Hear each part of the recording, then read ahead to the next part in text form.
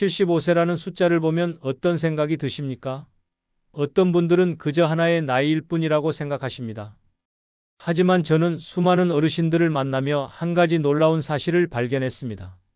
75세는 그냥 지나가는 나이가 아니라 몸이 완전히 다른 단계로 접어드는 분기점이라는 것입니다.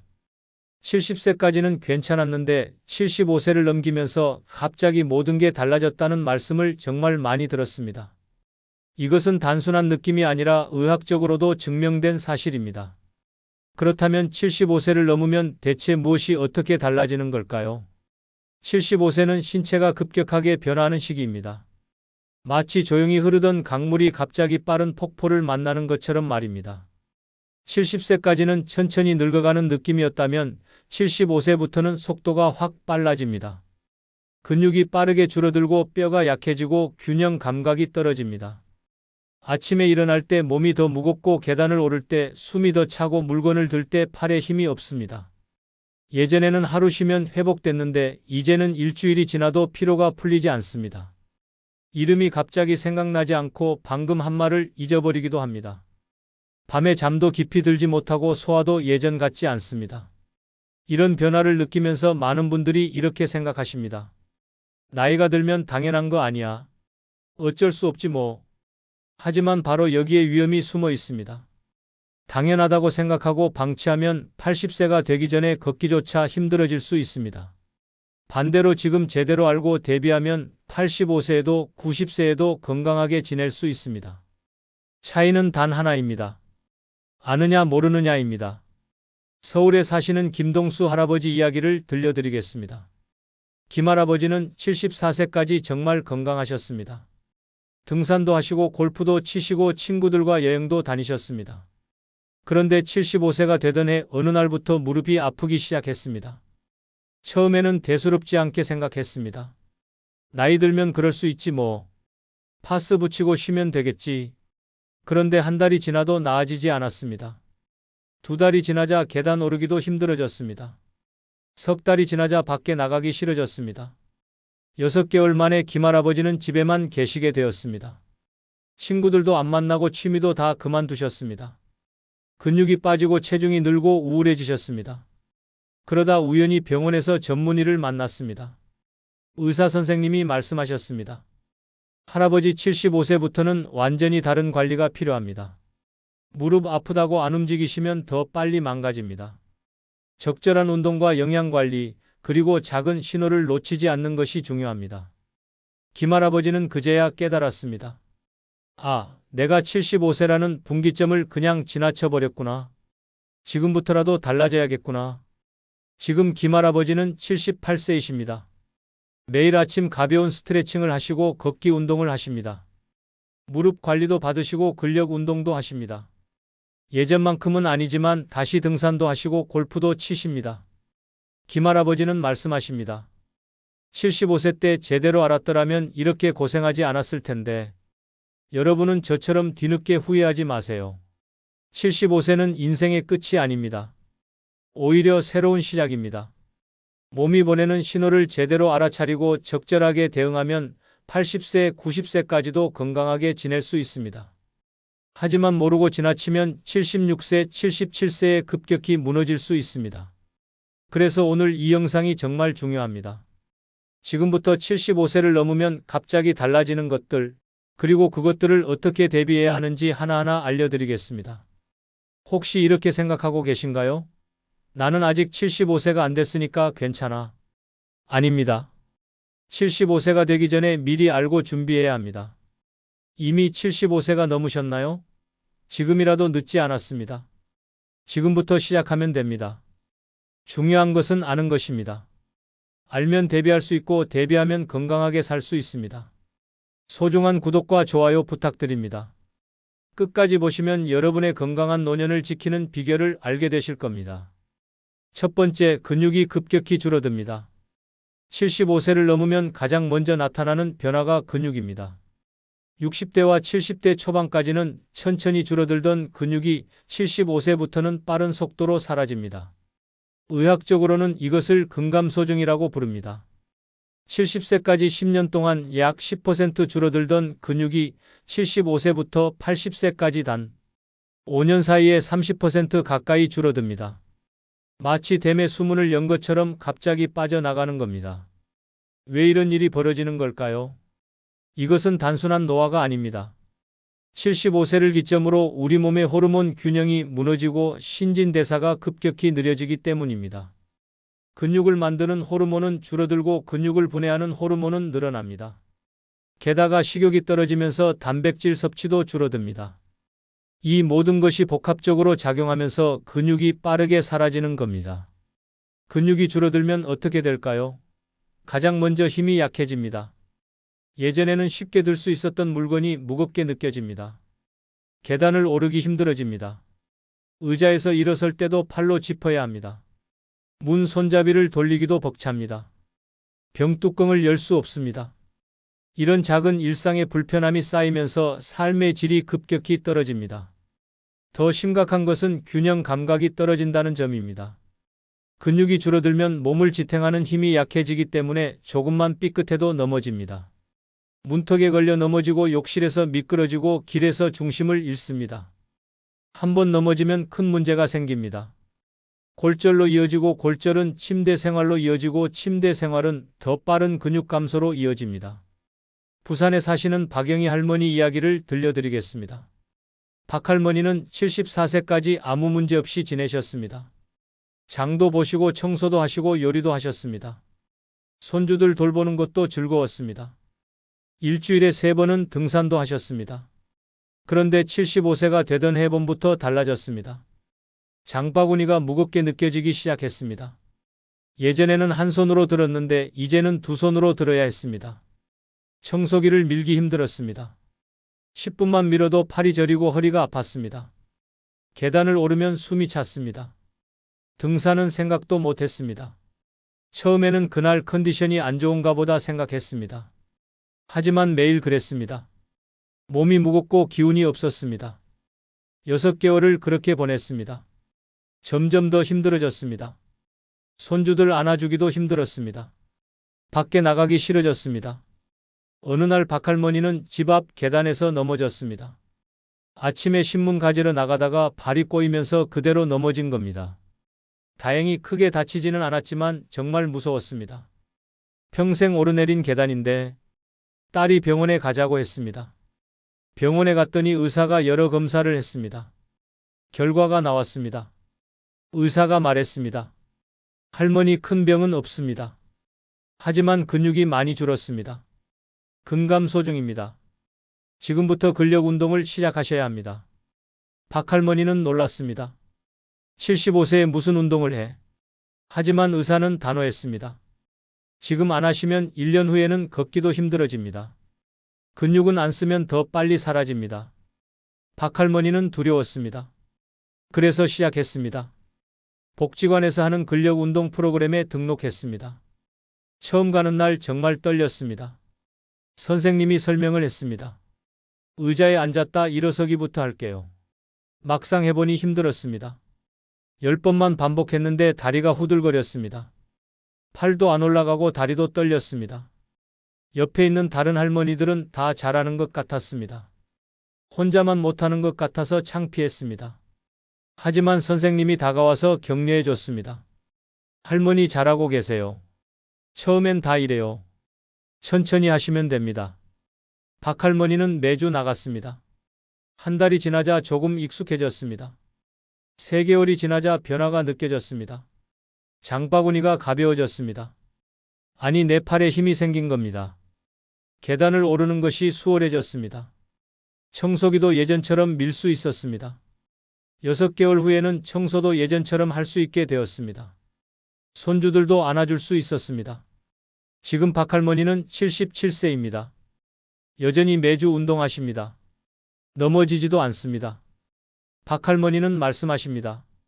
그때 포기했으면 지금 휠체어 타고 있었을 거예요. 그렇다면 우리는 어떻게 해야 할까요? 첫째, 근력 운동을 시작하세요. 헬스장에 갈 필요 없습니다. 집에서 의자를 잡고 스쿼트를 하세요. 처음에는 5개만 해도 됩니다. 벽을 짚고 팔굽혀펴기를 하세요.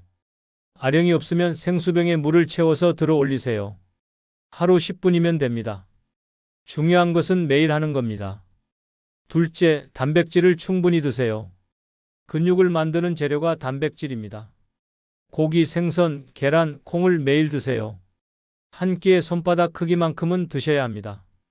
고기 먹기 힘들면 두부라도 드세요. 계란이라도 드세요. 셋째, 매일 걸으세요. 걷기만 해도 다리 근육이 유지됩니다. 하루 30분씩 걸으세요. 천천히 걸어도 괜찮습니다. 중요한 것은 매일 걷는 겁니다. 중요한 것은 지금 당장 시작하는 겁니다. 75세가 넘었다고 포기하지 마세요. 지금이라도 시작하면 근육은 다시 생깁니다. 80세에 시작해도 늦지 않습니다. 근육은 나이와 상관없이 운동하면 만들어집니다. 근육이 있으면 넘어지지 않습니다. 넘어지지 않으면 다치지 않습니다. 다치지 않으면 건강하게 삽니다. 근육은 생명입니다. 두 번째, 낙상 위험이 급증합니다. 75세를 넘으면 두 번째로 나타나는 변화가 낙상 위험입니다. 젊었을 때는 넘어져도 금방 일어났습니다. 다쳐도 며칠이면 나았습니다. 그런데 75세가 넘으면 완전히 달라집니다. 한 번 넘어지면 큰 부상으로 이어집니다. 골절이 되고 입원으로 이어지고 더 큰 쇠약으로 이어집니다. 넘어지는 것은 생명을 위협하는 위험입니다. 통계를 보면 놀랍습니다. 75세 이상 노인의 30%가 1년에 한 번 이상 넘어집니다. 85세 이상은 50%가 넘습니다. 더 심각한 것은 넘어진 후 결과입니다. 골절된 노인의 절반은 1년 안에 다시 걷지 못합니다. 20%는 1년 안에 사망합니다. 왜 75세가 넘으면 넘어지기 쉬울까요? 첫째, 균형 감각이 떨어집니다. 귀 안쪽에 있는 평형기관이 약해집니다. 근육도 줄어들어서 몸을 지탱하는 힘이 약해집니다. 둘째, 시력이 나빠집니다. 계단의 높이를 제대로 판단하지 못합니다. 어두운 곳에서는 더욱 위험합니다. 셋째, 반응 속도가 느려집니다. 넘어질 것 같을 때 손을 내밀어 잡는 반응이 느립니다. 대전에 사시는 최기철 할아버지 이야기입니다. 최할아버지는 76세까지 건강하게 지내셨습니다. 매일 산책도 하시고 텃밭도 가꾸셨습니다. 어느 겨울날 아침이었습니다. 현관 앞이 얼어 있었습니다. 조심하려고 했습니다. 하지만 발을 헛디뎠습니다. 그대로 넘어졌습니다.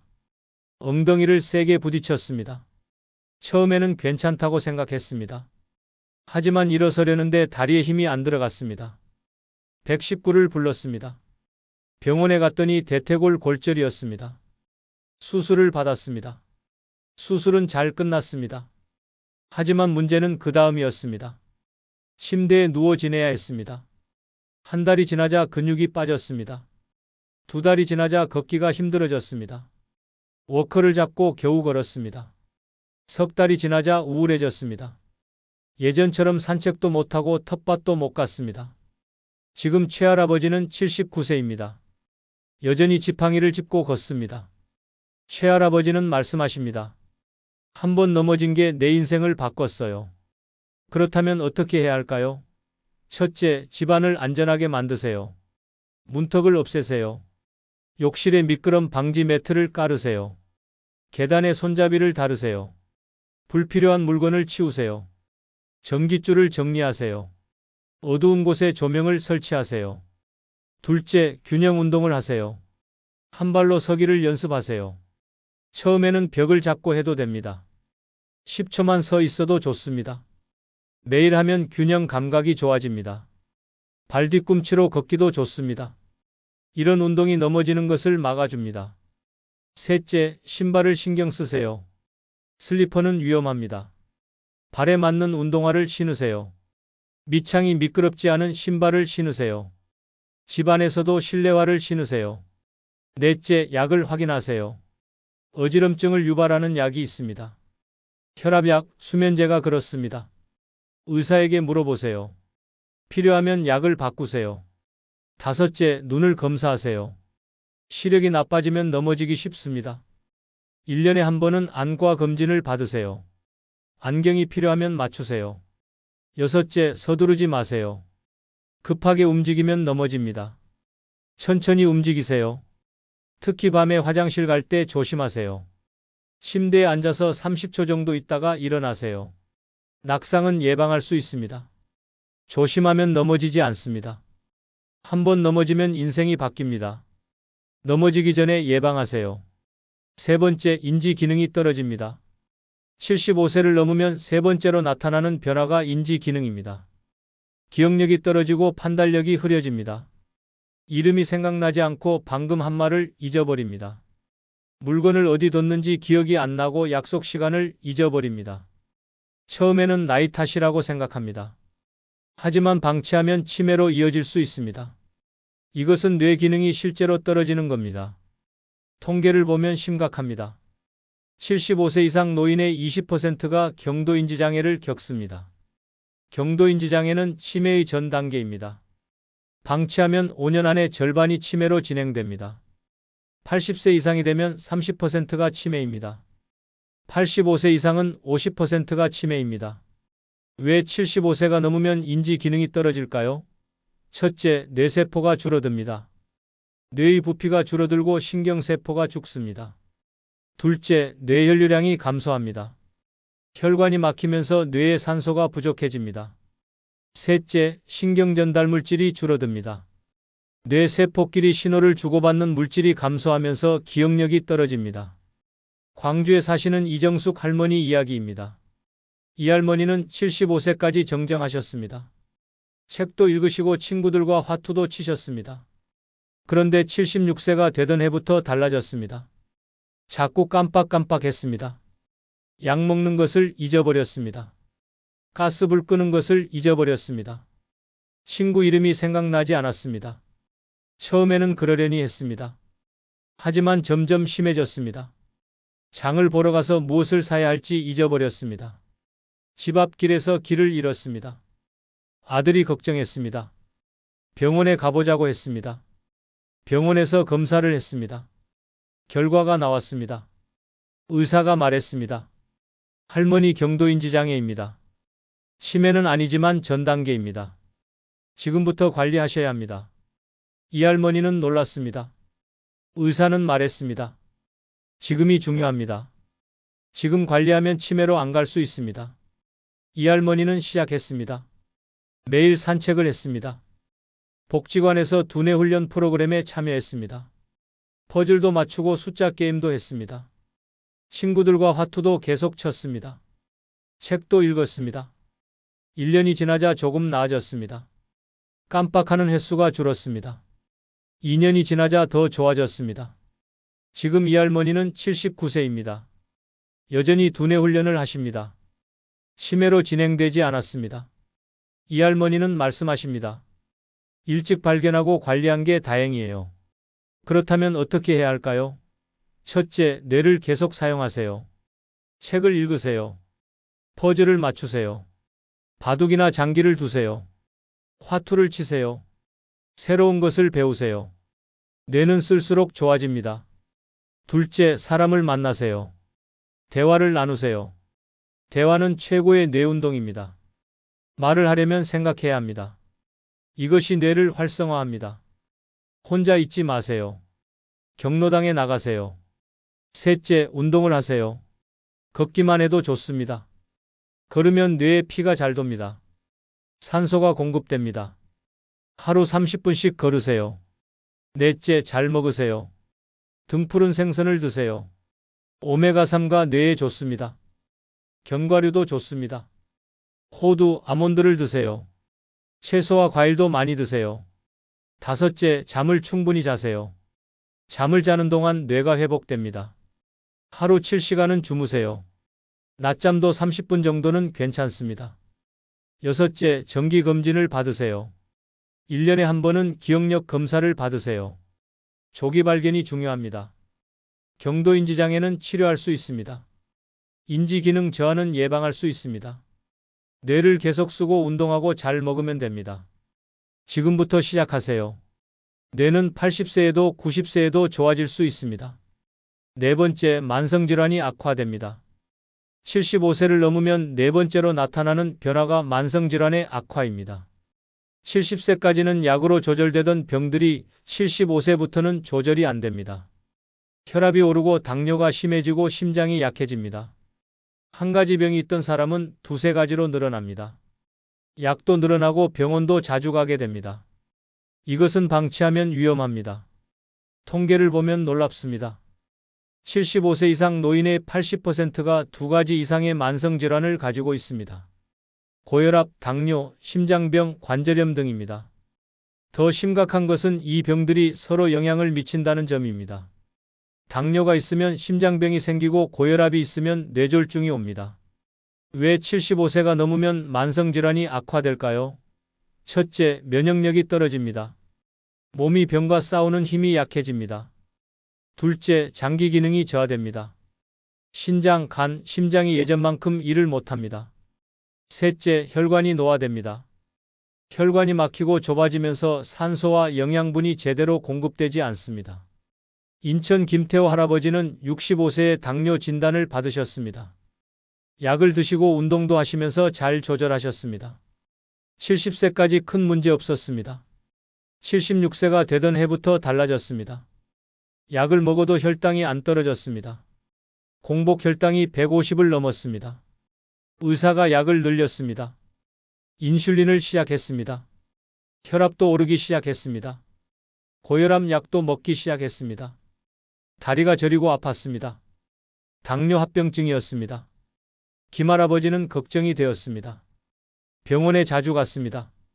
의사가 말했습니다. 지금부터가 중요합니다. 75세 넘으면 합병증이 빨리 옵니다. 더 철저히 관리하셔야 합니다. 식사 조절하시고 운동도 꼭 하세요. 김할아버지는 시작했습니다. 밥을 줄였습니다. 흰쌀밥 대신 잡곡밥을 먹었습니다. 단 음식은 끊었습니다. 매일 걸었습니다. 하루 40분씩 걸었습니다. 약도 빠짐없이 먹었습니다. 혈당을 매일 재고 기록했습니다. 6개월이 지나자 혈당이 안정되었습니다. 공복 혈당이 110으로 떨어졌습니다. 혈압도 좋아졌습니다. 다리 저림도 덜했습니다. 지금 79세인 김할아버지는 여전히 관리하십니다. 75세 넘어서 더 조심해야 해요. 조금만 방심하면 큰일 납니다. 어떻게 해야 할까요? 첫째, 약을 빠짐없이 드세요. 고혈압약, 당뇨약은 하루도 빠지면 안 됩니다. 약통에 요일별로 정리해 두세요. 알람을 맞추세요. 둘째, 식사를 조절하세요. 당뇨가 있으면 단 음식을 끊으세요. 흰쌀밥 대신 잡곡밥을 드세요. 고혈압이 있으면 짠 음식을 줄이세요. 국물은 적게 드세요. 채소를 많이 드세요. 셋째, 꾸준히 운동하세요. 걷기만 해도 좋습니다. 하루 30분씩 걸으세요. 혈압도 내려가고 혈당도 내려갑니다. 몸무게도 관리하세요. 비만은 모든 병을 악화시킵니다. 넷째, 정기검진을 받으세요. 3개월에 한 번은 병원에 가세요. 혈압, 혈당을 체크하세요. 1년에 한 번은 종합검진을 받으세요. 조기 발견이 중요합니다. 다섯째, 담배는 꼭 끊으세요. 75세에도 담배 피우시는 분들이 계십니다. 담배는 혈관을 망칩니다. 심장병, 뇌졸중의 주범입니다. 지금이라도 끊으세요. 술도 줄이세요. 만성질환은 관리가 답입니다. 완치는 안 되지만 조절은 됩니다. 약 먹고 운동하고 식사 조절하면 됩니다. 75세가 넘으면 더 철저히 관리해야 합니다. 방심하면 합병증이 옵니다. 지금부터 관리하세요. 지금까지 4가지를 말씀드렸습니다. 근육이 줄어들고 낙상이 늘고 인지 기능이 떨어지고 만성질환이 악화됩니다. 이것은 누구에게나 옵니다. 하지만 알면 대비할 수 있습니다. 운동하고 조심하고 뇌를 쓰고 약을 먹으면 됩니다. 75세는 끝이 아닙니다. 새로운 관리의 시작입니다. 지금부터 시작하세요. 80세에도 건강하게 사실 수 있습니다. 구독과 좋아요 부탁드립니다. 감사합니다. 요즘 60대들 보면 이상합니다. 친구들 만나자는데 안 나옵니다. 경로당도 안 갑니다. 동창회도 빠집니다. 집에만 있습니다. 혹시 아프신가 걱정했습니다. 그런데 알고 보니 아픈 게 아니었습니다. 오히려 건강해졌습니다. 똑똑한 60대들은 이유가 있었습니다. 친구 만나는 게 시간 낭비라는 걸 깨달았습니다. 쓸데없는 모임에 가는 게 스트레스라는 걸 알았습니다. 집에 있는 게 훨씬 편하고 행복하다는 걸 발견했습니다. 그래서 과감하게 선택했습니다. 친구 안 만나기로 말입니다. 주변에서는 수군댑니다. 사람이 외톨이가 됐다고 나이 들어 친구도 없으면 어쩌려고 그러냐고 걱정합니다. 하지만 당사자들은 전혀 신경 쓰지 않습니다. 이전보다 훨씬 행복하다고 말합니다. 여러분은 어떻습니까? 아직도 친구들 만나느라 바쁘십니까? 가기 싫은 모임에 의무감으로 나가고 계십니까? 만나고 나면 후회하지 않습니까? 그렇다면 오늘 이야기를 끝까지 들어보십시오. 똑똑한 60대들이 친구 안 만나고 집에만 있는 5가지 이유를 알려드리겠습니다. 이걸 알면 여러분도 쓸데없는 만남을 정리하게 될 겁니다. 시간과 돈을 아끼게 될 겁니다. 무엇보다 마음이 편해질 겁니다. 구독과 좋아요 꼭 눌러주시고 끝까지 시청해 주십시오. 첫 번째 이유는 친구들 만나면 자랑 대결만 하기 때문입니다. 여러분은 친구 만나서 진짜 즐거우십니까? 솔직히 말해 보십시오. 만나면 자식 자랑, 손주 자랑, 돈 자랑만 하지 않습니까? 그런 이야기 듣는 게 재미있습니까? 전혀 아닙니다. 인천 연수구에 사시는 김모 씨, 64세 어르신의 이야기입니다. 김 씨는 한 달에 2번씩 고등학교 동창 모임에 나갔습니다. 30년을 한 번도 빠지지 않고 나갔습니다. 친구들이 소중하다고 생각했기 때문입니다. 그런데 최근 들어 모임이 지겹기 시작했습니다. 만나면 똑같은 패턴이었습니다. 누가 먼저랄 것도 없이 자랑이 시작됩니다. 아들이 대기업 다닌다, 딸이 의사와 결혼했다, 손주가 영재교육 받는다, 이런 이야기만 쏟아졌습니다. 심지어 해외여행 다녀온 이야기, 새로 산 차 자랑, 아파트값 올랐다는 이야기까지 나왔습니다. 김 씨는 들으면서 불편했습니다. 자기 자식은 평범한 회사 다닙니다. 손주도 그냥 평범합니다. 자랑할 게 없었습니다. 그냥 가만히 듣고만 있었습니다. 그러면 친구들이 물었습니다. 너희 아들은 뭐 하냐고, 손주는 어떠냐고 말입니다. 김 씨는 대답하기가 싫었습니다. 평범하게 잘 산다고 하면 동정하는 눈빛을 보냈습니다. 못 사는 친구 취급했습니다. 김 씨는 기분이 나빴습니다. 집에 오면 우울했습니다. 왜 나는 자랑할 게 없을까? 나는 실패한 인생인가 하는 생각이 들었습니다. 어느 날 김 씨는 결심했습니다. 이런 모임 더 이상 안 나가기로 말입니다. 친구들한테 연락했습니다. 건강이 안 좋아서 당분간 모임에 못 나간다고 했습니다. 친구들은 아쉬워했습니다. 하지만 김 씨는 홀가분했습니다. 그 후 6개월이 지났습니다. 김 씨는 한 번도 후회하지 않았습니다. 오히려 스트레스가 사라졌습니다. 친구들 자랑 듣느라 속 끓일 일이 없어졌습니다. 마음이 편해졌습니다. 건강도 좋아졌습니다. 지금 김 씨는 말합니다. 진짜 친구는 자랑하지 않는다고, 서로 있는 그대로 인정해주는 게 친구라고. 자랑만 하는 사람들은 친구가 아니라 그냥 아는 사람일 뿐이라고 말입니다. 여러분 주변에도 이런 친구들 있지 않습니까? 만나면 자기 자랑만 하는 사람들 말입니다. 그런 사람들과 시간 보내는 게 무슨 의미가 있습니까? 듣고 있으면 자존심만 상합니다. 더 큰 문제는 자랑이 거짓일 때도 많다는 겁니다. 아들이 잘 산다고 하지만 실제로는 빚이 많습니다. 손주가 영재라고 하지만 평범합니다. 과장하고 부풀립니다. 체면 때문입니다. 그런 거짓말 들으면서 스트레스 받을 필요 있습니까? 요즘 똑똑한 60대들은 이런 친구들을 정리했습니다. 자랑 대결하는 모임은 안 나갑니다. 대신 진짜 마음 편한 한두 명만 만납니다. 아니면 아예 혼자 있습니다. 그게 훨씬 낫다는 걸 알기 때문입니다. 친구가 많다고 좋은 게 아닙니다. 자랑만 하는 친구 100명보다 편한 친구 1명이 훨씬 소중합니다. 이제 친구를 숫자로 세지 마십시오. 질로 보십시오. 만나고 나서 기분 나쁜 사람은 친구가 아닙니다. 두 번째 이유는 친구 만나면 돈이 너무 많이 들기 때문입니다. 여러분은 친구 한 번 만나는데 얼마나 쓰십니까? 밥값, 차값, 커피값 계산해 보셨습니까? 한 달에 몇 번 만나십니까? 1년이면 얼마나 됩니까? 생각보다 엄청난 돈입니다. 부산 해운대구에 사시는 박모 씨, 67세 어르신의 놀라운 이야기입니다. 박 씨는 친구가 많았습니다. 고향 친구, 직장 동료, 동창 등 여러 모임에 속해 있었습니다. 일주일에 최소 3번은 친구들을 만났습니다. 인간관계가 넓다는 게 자랑이었습니다. 그런데 퇴직 후 문제가 생겼습니다. 수입이 줄었는데 만남은 그대로였습니다. 친구들 만날 때마다 지갑이 열렸습니다. 식사비만 해도 10,000원에서 20,000원씩 나갔습니다. 커피 한 잔 5,000원, 술 한 잔 하면 30,000원 이상 들었습니다. 박 씨는 어느 날 계산해 봤습니다. 한 달에 친구 만나는데 쓰는 돈이 무려 40만 원이 넘었습니다. 1년이면 거의 500만 원입니다. 박 씨는 충격받았습니다. 국민연금으로 받는 돈의 절반이 친구 만나는데 들어갔습니다. 더 큰 문제는 번갈아 내는 게 아니라는 겁니다. 어떤 친구들은 계산할 때 화장실 간다고 자리를 뜹니다. 지갑이 없다고 핑계를 댑니다. 다음에 낸다고 하고 안 냅니다. 결국 착한 사람만 계속 냅니다. 박 씨가 그런 사람이었습니다.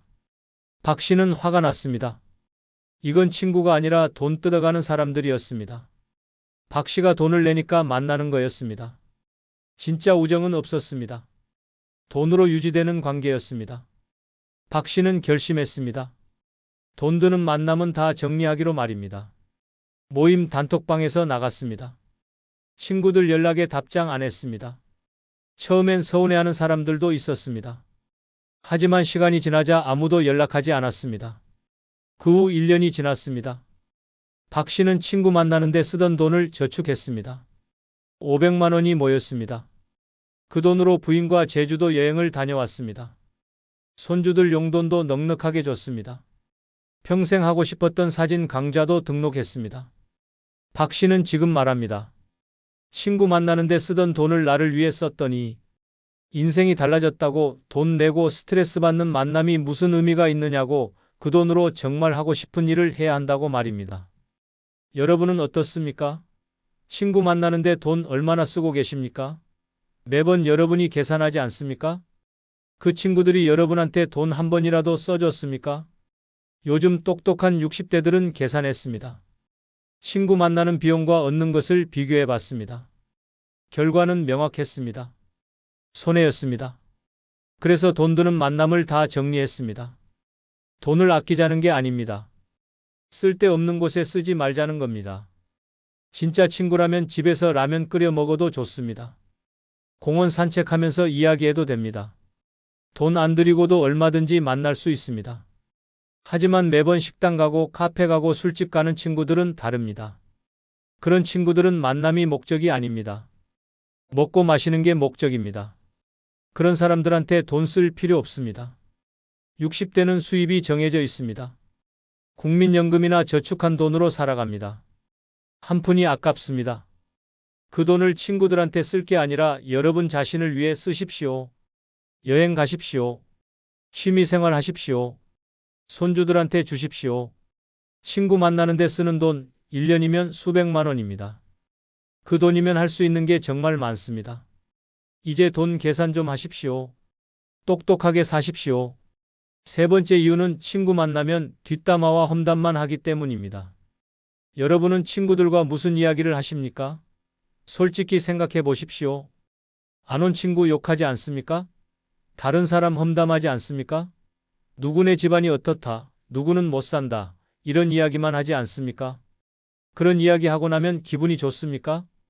광주 서구에 사시는 정모 씨, 63세 어르신의 충격적인 이야기입니다. 정 씨는 대학 동창 모임에 열심히 나갔습니다. 한 달에 한 번씩 만났습니다. 20년 넘게 계속된 모임이었습니다. 우정이 깊다고 생각했습니다. 그런데 어느 날 정 씨는 깨달았습니다. 모임에서 하는 이야기가 전부 뒷담화였습니다. 오늘 안 온 친구 험담으로 시작됩니다. 왜 안 왔을까? 요즘 잘 안 나온다. 뭔가 문제 있는 것 같다.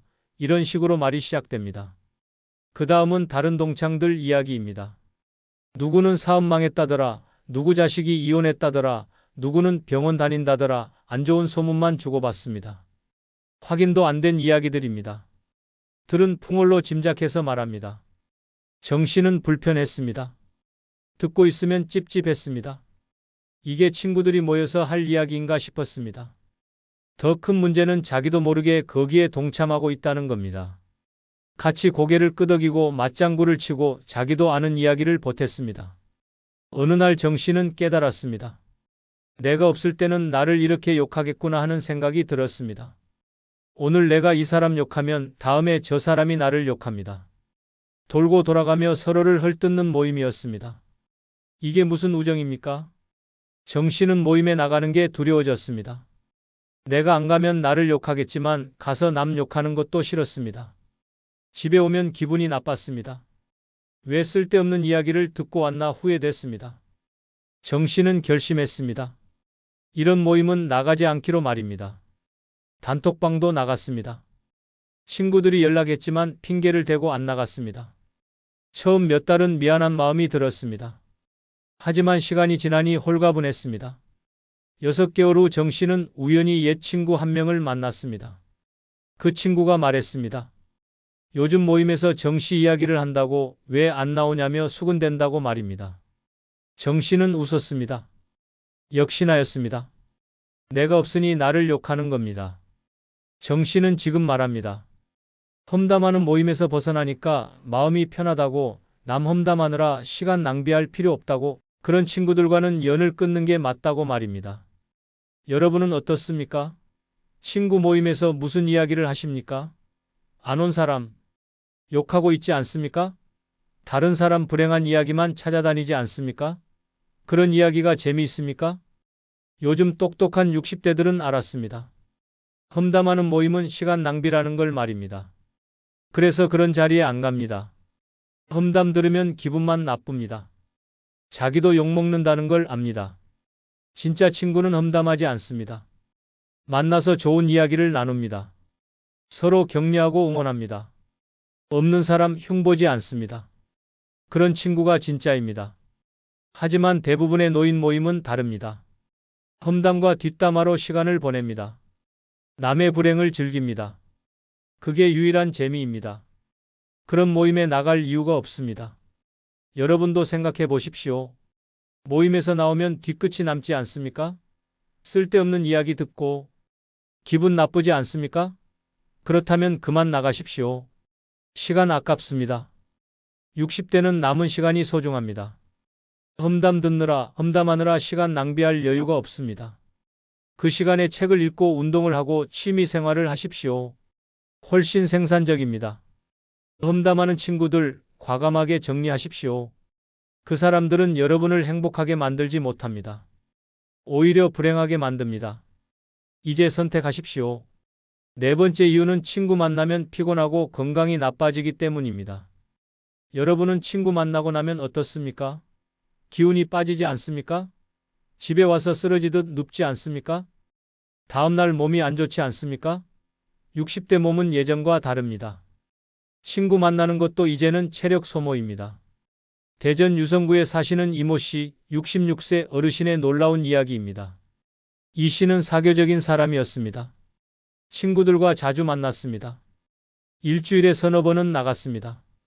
저녁 모임도 마다하지 않았습니다. 활동적으로 사는 게 건강에 좋다고 생각했습니다. 그런데 작년부터 이상한 증상이 나타났습니다. 친구 만나고 오면 기진맥진했습니다.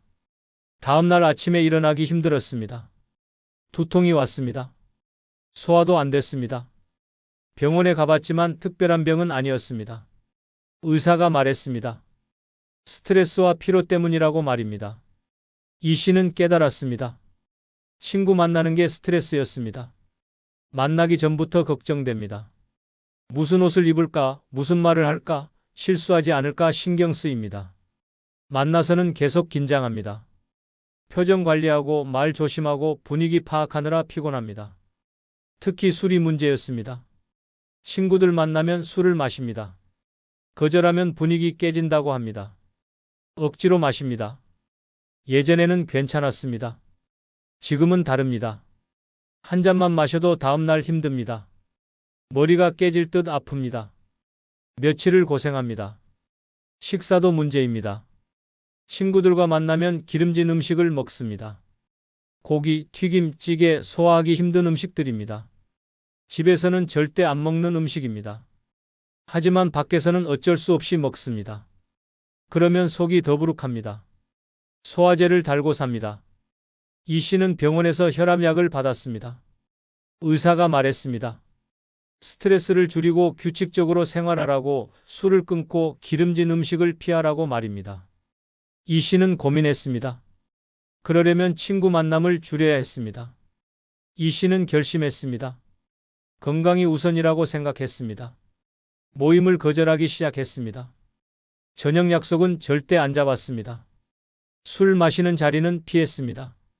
친구들이 섭섭해했습니다. 하지만 이 씨는 단호했습니다. 3개월이 지났습니다. 이 씨의 몸 상태가 좋아졌습니다. 두통이 사라졌습니다. 소화가 잘 됐습니다. 혈압도 안정됐습니다. 의사가 놀랐습니다. 무슨 일이 있었냐고 물었습니다. 이 씨는 대답했습니다. 친구 만나는 걸 줄였다고 말입니다. 이 씨는 지금 말합니다. 친구 만나느라 건강 망치는 건 어리석은 일이라고, 60대는 건강이 제일 중요하다고, 친구보다 내 몸이 먼저라고 말입니다. 여러분은 어떻습니까? 친구 만나고 나면 피곤하지 않습니까? 술 때문에 고생하지 않습니까? 기름진 음식 때문에 속 쓰리지 않습니까? 그게 스트레스라는 걸 아십니까? 요즘 똑똑한 60대들은 선택했습니다. 건강을 선택했습니다. 친구 만나느라 몸 망치지 않습니다. 피곤한 만남은 거절합니다. 술 마시는 자리는 안 갑니다. 집에서 편하게 쉽니다. 60대는 체력이 다릅니다. 예전처럼 무리할 수 없습니다. 한번 무리하면 며칠을 고생합니다. 나이 들수록 회복이 느립니다. 그걸 모르고 친구 만나다가는 건강을 잃습니다. 건강 잃으면 다 소용없습니다. 친구 100명 있어도 아프면 끝입니다. 병원 신세 지면서 친구 만날 수 없습니다. 건강할 때 건강을 지켜야 합니다. 친구 때문에 무리하지 마십시오. 술 권하면 거절하십시오. 피곤하면 집에 있으십시오. 여러분 몸이 제일 소중합니다. 친구는 나중 문제입니다. 요즘 똑똑한 60대들은 압니다. 건강이 행복의 기본이라는 걸 말입니다. 그래서 건강 해치는 만남은 과감히 정리합니다. 집에서 편하게 쉬며 건강을 지킵니다. 이게 진짜 똑똑한 선택입니다. 5번째 이유는 혼자 있는 게 훨씬 더 행복하기 때문입니다. 여러분은 혼자 있으면 외롭습니까? 친구가 없으면 불행하다고 생각하십니까? 그건 착각입니다. 진짜 행복은 혼자 있을 때 느낍니다. 요즘 똑똑한 60대들은 이 사실을 깨달았습니다. 서울 강서구에 사시는 최모 씨, 65세 어르신의 놀라운 변화입니다. 최 씨는 평생 사람들과 어울리며 살았습니다. 혼자 있으면 외로웠습니다. 친구가 많아야 행복하다고 믿었습니다. 그래서 매일같이 사람들을 만났습니다. 그런데 3년 전 코로나 때문에 상황이 바뀌었습니다. 모임이 금지됐습니다. 친구들을 만날 수 없었습니다. 최 씨는 처음엔 답답했습니다. 우울할 거라고 생각했습니다.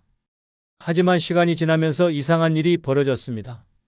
최 씨는 혼자 있는 게 편했습니다. 아침에 일어나면 커피를 천천히 마셨습니다. 신문을 읽었습니다. 산책을 나갔습니다. 저녁에는 책을 읽었습니다. 영화를 봤습니다. 음악을 들었습니다. 아무도 신경 쓸 필요가 없었습니다.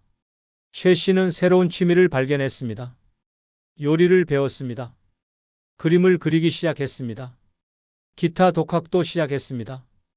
평생 하고 싶었지만 시간이 없어서 못한 일들이었습니다. 친구들 만나느라 바빠서 엄두도 못 냈던 일들입니다. 놀라운 건 전혀 외롭지 않았다는 겁니다. 오히려 친구들 만날 때보다 마음이 편했습니다. 눈치 볼 필요가 없었습니다. 비 맞출 필요가 없었습니다. 억지 웃음 지을 필요가 없었습니다. 하고 싶은 대로 하면 됐습니다. 코로나가 끝나고 친구들이 연락했습니다. 다시 만나자고 했습니다. 최 씨는 거절했습니다. 이제는 혼자 있는 게 좋다고 솔직하게 말했습니다. 친구들은 이해하지 못했습니다. 외톨이가 됐다고 걱정했습니다. 하지만 최 씨는 전혀 외톨이가 아니었습니다. 요리 클래스에서 새 친구들을 만났습니다. 그림 모임에서도 사람들을 알게 됐습니다. 진짜 관심사가 같은 사람들이었습니다. 억지로 만나는 게 아니었습니다. 자연스럽게 만났습니다. 최 씨는 지금 말합니다. 혼자 있는 시간이 주는 자유를 알고 나면 돌아갈 수 없다고, 쓸데없는 친구 모임에 시간 낭비할 필요 없다고 혼자서도 얼마든지 행복할 수 있다고 말입니다. 여러분은 어떻습니까? 혼자 있으면 정말 외롭습니까? 아니면 친구들과 억지로 시간 보내는 게 더 외로운 건 아닙니까? 진짜 외로움이 뭔지 생각해 보셨습니까? 요즘 똑똑한 60대들은 깨달았습니다. 진짜 외로움은 혼자 있을 때가 아니라 맞지 않는 사람들과 함께 있을 때라는 걸 말입니다. 웃고 있지만 마음은 텅 빈 그 순간이 진짜 외로움입니다. 혼자 있으면 자유롭습니다. 아침에 늦게 일어나도 됩니다. 점심 먹고 싶을 때 먹습니다. 보고 싶은 영화를 봅니다. 읽고 싶은 책을 읽습니다. 아무한테도 허락받을 필요가 없습니다. 혼자 있으면 자신을 알게 됩니다. 내가 진짜 좋아하는 게 뭔지 하고 싶은 게 뭔지 알게 됩니다. 남들 시선 신경 쓰지 않고 진짜 내 모습으로 살 수 있습니다. 이게 진짜 행복입니다. 60대는 인생의 마지막 자유시간입니다. 자식 키우느라 돈 벌느라 바쁜 시간은 끝났습니다. 이제 온전히 내 시간입니다. 이 소중한 시간을 왜 쓸데없는 친구들과 낭비합니까? 혼자 있는 법을 배우십시오.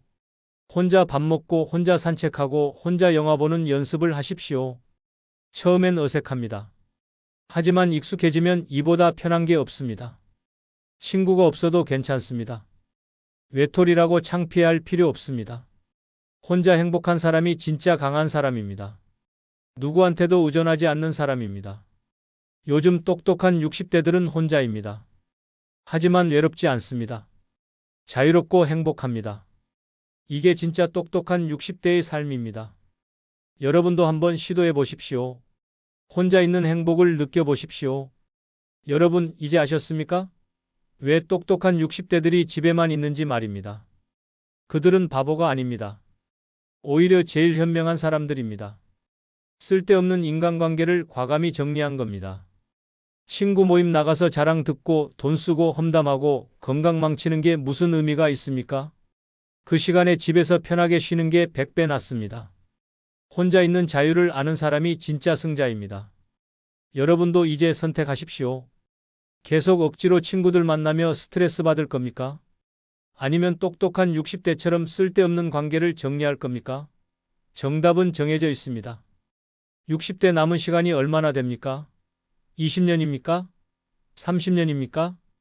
그 소중한 시간을 쓸데없는 사람들한테 낭비하지 마십시오. 이제라도 정리하십시오. 친구 없어도 행복합니다. 오히려 더 행복합니다. 마지막으로 말씀드립니다. 똑똑한 60대들은 이미 시작했습니다. 여러분만 아직 모르고 계십니다. 이제 알았으니 실천하십시오. 오늘부터 바꾸십시오. 여러분 인생입니다. 여러분이 주인입니다. 오늘 영상이 도움되셨다면 구독과 좋아요 꼭 눌러주십시오. 주변 어르신들께도 많이 공유해 주십시오. 모두가 행복한 노년을 보내시길 바랍니다.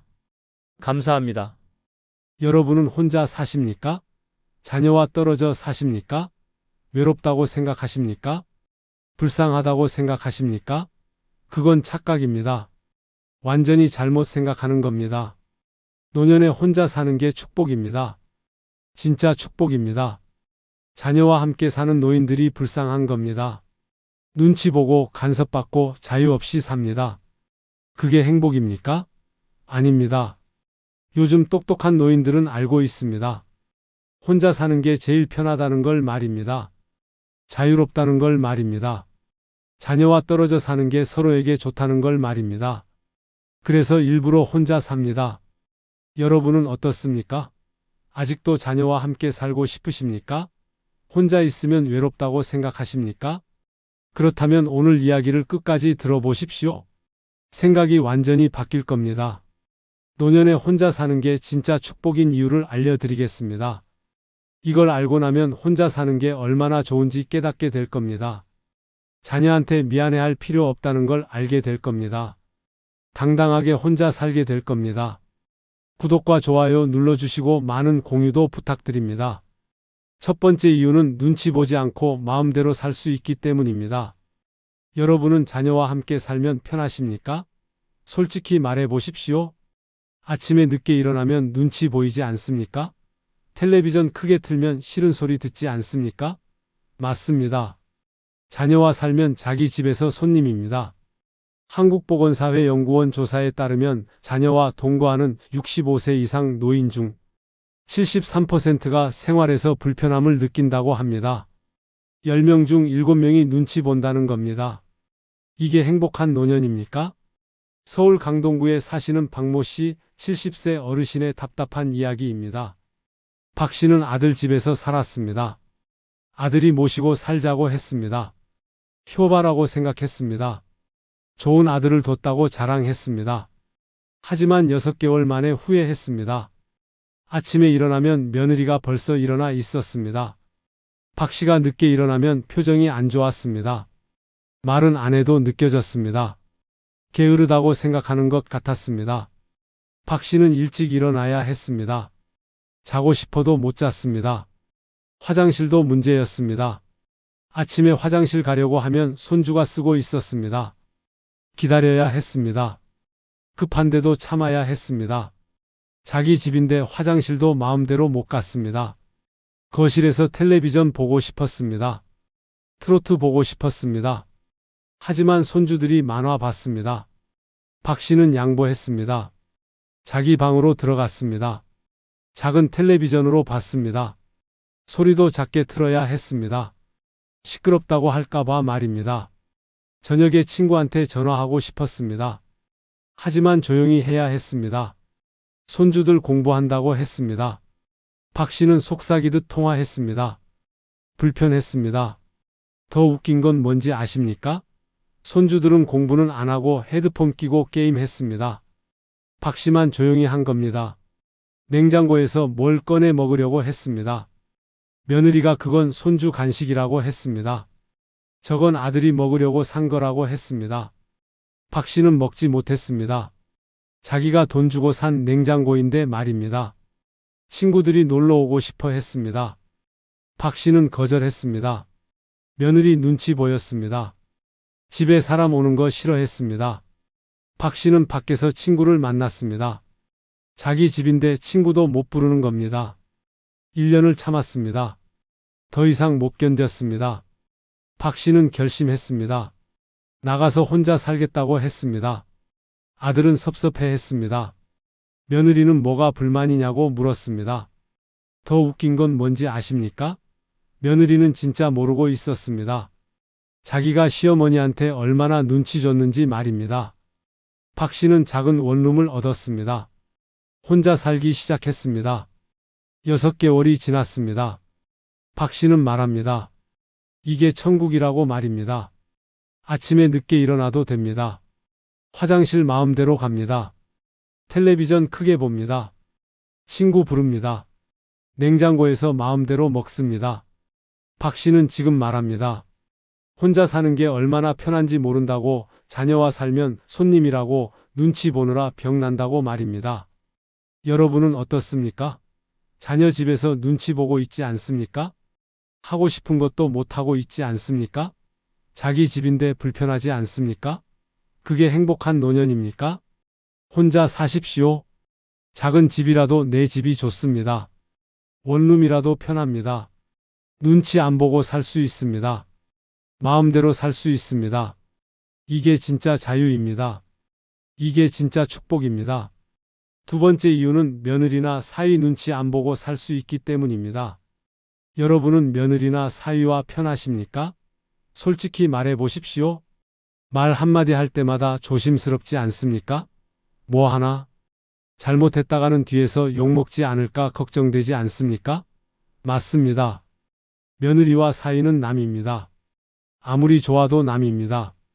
한국여성정책연구원 조사에 따르면 자녀와 동거하는 노인 중 82%가 며느리나 사위와의 관계에서 스트레스를 받는다고 합니다. 10명 중 8명이 불편하다는 겁니다. 이게 정상입니까? 부산 사하구에 사시는 김모 씨 68세 어르신의 고통스러운 이야기입니다. 김 씨는 딸 집에서 살았습니다. 딸이 모시고 살자고 했습니다. 아들보다 딸이 낫다고 생각했습니다. 사위도 괜찮은 사람이었습니다. 처음 몇 달은 좋았습니다. 하지만 점점 달라졌습니다. 사위 눈치가 보였습니다. 말은 안 해도 느껴졌습니다. 불편해하는 게 보였습니다. 김 씨는 조심했습니다. 사위한테 말 한마디도 함부로 못했습니다. 어느 날 김 씨가 손주한테 과자를 줬습니다. 손주가 좋아했습니다. 그런데 사위가 표정이 안 좋았습니다. 저녁에 딸한테 말했다고 합니다. 애한테 과자 주지 말라고 했다고 합니다. 충치 생긴다고 했다고 합니다. 딸이 김 씨한테 조심스럽게 말했습니다. 김 씨는 억울했습니다. 할머니가 손주한테 과자 하나 줬는데 그것도 안 됩니까? 다음 날부터 김 씨는 손주 근처에도 안 갔습니다. 뭘 해줘도 잔소리 들을 것 같았습니다. 손주가 할머니 놀아달라고 했습니다. 김 씨는 거절했습니다. 사위 눈치 보였기 때문입니다. 저녁 식사 시간도 불편했습니다. 김 씨가 반찬을 만들었습니다. 딸은 맛있다고 했습니다. 하지만 사위는 먹지 않았습니다. 짜다고 했습니다. 김 씨는 다음부터 음식을 안 만들었습니다. 부엌도 잘 안 갔습니다. 사위가 자기 엄마 음식만 찾는 것 같았습니다. 주말에 사위 부모님이 오셨습니다. 김 씨는 방에 들어가 있었습니다. 나가기 민망했습니다. 사돈댁이 오면 자기는 없어야 할 것 같았습니다. 점심 먹으라고 불렀습니다. 김 씨는 먹었다고 거짓말했습니다. 방에서 라면 끓여 먹었습니다.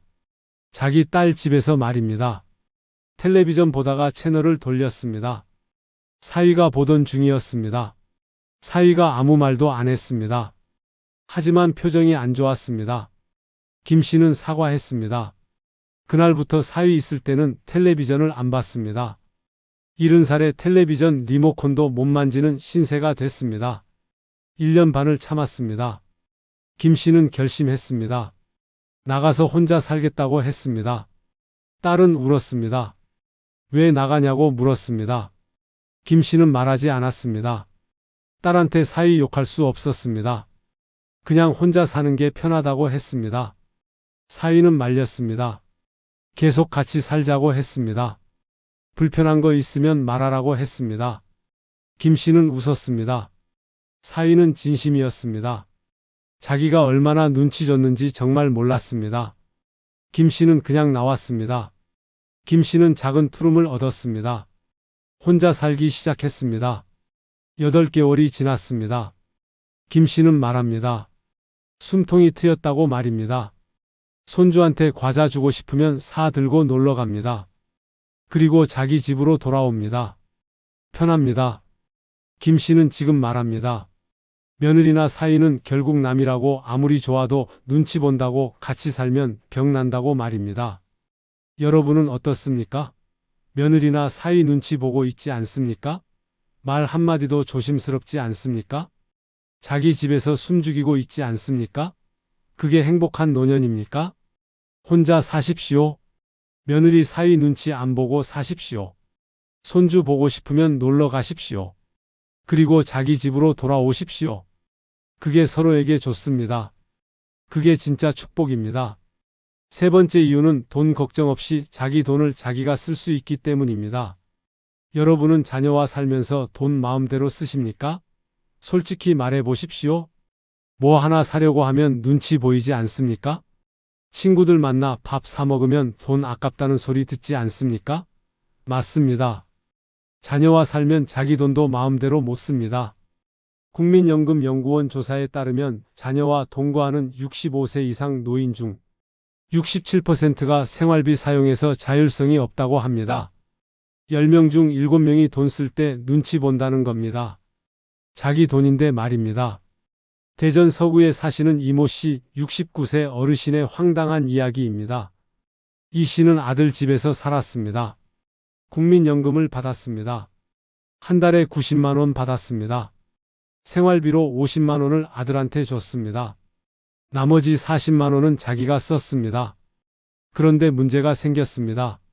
어느 날 이 씨가 백화점에 갔습니다. 옷 하나 사고 싶었습니다. 15만 원짜리 점퍼였습니다. 자기 돈으로 샀습니다. 집에 왔습니다. 며느리가 봤습니다. 표정이 안 좋았습니다. 저녁에 아들이 조심스럽게 물었습니다. 옷이 너무 비싸지 않냐고 했습니다. 그 돈이면 다른 데 쓸 때 많다고 했습니다. 이 씨는 어이가 없었습니다. 자기 돈으로 자기 옷 샀는데 뭐가 문제입니까? 다음 달에 친구 생일이었습니다. 이 씨가 선물을 샀습니다. 5만 원짜리 선물이었습니다. 며느리가 물었습니다. 뭐 샀냐고 했습니다. 이 씨가 말했습니다. 며느리가 말했습니다. 요즘 경기 안 좋은데 돈 아껴야 한다고 했습니다. 이 씨는 화가 났습니다. 생활비 꼬박꼬박 주는데 자기 돈도 못 쓰게 합니까? 주말에 친구들과 등산 가기로 했습니다. 산 정상에서 막걸리 한잔 하기로 했습니다. 이 씨가 2만 원 들고 나갔습니다. 아들이 물었습니다. 어디 가냐고 했습니다. 이 씨가 말했습니다. 아들이 말했습니다. 술값이 2만 원이나 되냐고 했습니다. 아깝다고 했습니다. 이 씨는 기가 막혔습니다. 친구들과 막걸리 한 잔 못 마십니까? 2만 원 가지고 뭐라고 합니까? 이 씨는 그날 막걸리를 못 마셨습니다. 기분이 상해서 말입니다. 산 정상에서 친구들 마시는 거 구경만 했습니다. 친구들이 이상하게 봤습니다. 생일이 다가왔습니다. 이 씨는 자식들이 뭘 해줄까 기대했습니다. 생일날 아들이 케이크를 사왔습니다. 편의점 케이크였습니다. 10,000원짜리였습니다. 며느리가 미역국을 끓여줬습니다. 그게 전부였습니다. 선물은 없었습니다. 이 씨는 서운했습니다. 생활비로 한 달에 50만 원씩 주는데 생일 선물 하나 없습니까? 친구들은 자식들이 외식 시켜줬다고 했습니다. 선물도 받았다고 했습니다. 이 씨는 부러웠습니다. 다음 달에 이 씨는 결심했습니다. 나가서 혼자 살기로 했습니다. 아들이 만류했습니다. 왜 나가냐고 물었습니다. 생활비 부담되면 덜 줘도 된다고 했습니다. 이 씨는 웃었습니다. 문제는 생활비가 아니었습니다. 자기 돈을 자기가 못 쓰는 게 문제였습니다. 이 씨는 작은 오피스텔을 얻었습니다. 혼자 살기 시작했습니다. 7개월이 지났습니다. 이 씨는 말합니다. 돈 쓰는 게 이렇게 자유로웠냐고 말입니다. 옷 사고 싶으면 삽니다. 친구 선물 사고 싶으면 삽니다. 막걸리 마시고 싶으면 마십니다. 눈치 안 봅니다. 생일에는 친구들과 고깃집에 갔습니다. 자기가 쐈습니다. 20만 원 나왔습니다. 아깝지 않았습니다. 행복했습니다. 편의점 케이크보다 100배 좋았습니다. 이 씨는 지금 말합니다. 자녀와 살면 거지 된다고, 자기 돈도 못 쓰게 한다고, 혼자 살아야 돈이 내 돈이라고 말입니다. 여러분은 어떻습니까? 자기 돈 쓸 때 눈치 보지 않습니까? 뭐 하나 사면 잔소리 듣지 않습니까? 자기가 번 돈인데 왜 허락받아야 합니까? 그게 정상입니까?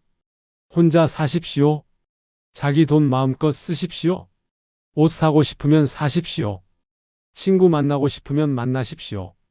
먹고 싶은 거 먹으십시오. 자기 돈은 자기가 쓰는 겁니다. 이게 진짜 자유입니다. 이게 진짜 축복입니다. 네 번째 이유는 손주 육아에 시달리지 않아도 되기 때문입니다. 여러분은 손주 키우고 계십니까? 예쁘다고만 생각하십니까? 솔직히 말해 보십시오. 손주 돌보느라 지치지 않습니까? 허리 아프고 다리 아프지 않습니까? 맞습니다. 손주는 예쁘지만 키우는 건 다른 문제입니다. 한국보건사회연구원 조사에 따르면 자녀와 동거하며 손주를 돌보는 65세 이상 노인 중 78%가 육체적 피로를 호소한다고 합니다. 10명 중 8명이 힘들다는 겁니다. 이게 행복한 노년입니까?